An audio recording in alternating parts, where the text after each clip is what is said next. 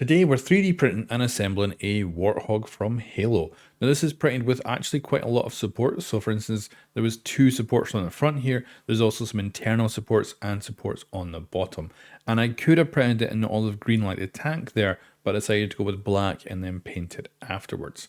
And I've been looking for a good Warthog 3D model. I've found one so far, and this is the second one. So today we're going to jump in and try it out. These are the wheels. You can see they have holes in the back that can fit into a circular axle. So I'm looking forward to putting this together. And then we have the axles itself.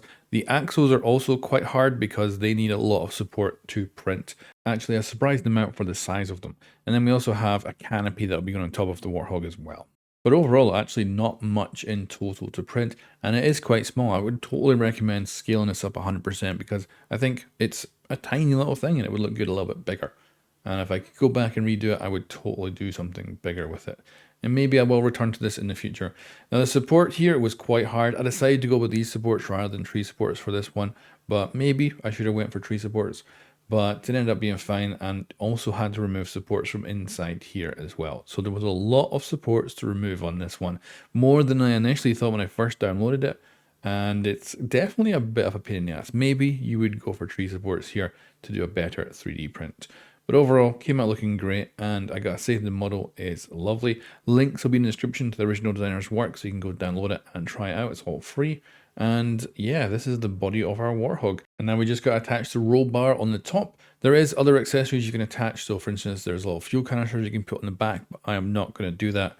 Decided to go with just a more simple overall look. But I will say it looks brilliant, and very happy with how this ends up coming out. We've also got now everything painted up, so olive green for the actual body, olive green on the hubcaps, and then we've got silver on the axles. And at first I was thinking, oh, this might be too tough to get this in, but it was just a matter of putting it up like that and then squeezing them in, and they go in actually beautifully. They won't rotate, or at least not well, and they are a half decent design in order to attach your wheels to the bottom of the frame, and then we're almost done. And the great thing here is this is super simple. Very happy with the design of this.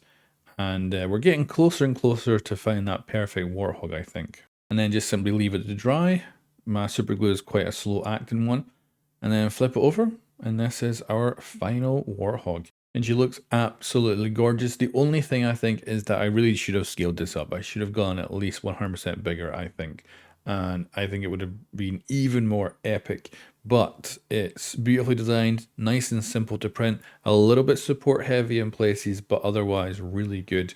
And a lot of fun to assemble, and the final result I think is very, very nice. Just needs a better paint job, that's the only thing I lack. And otherwise, yeah, great.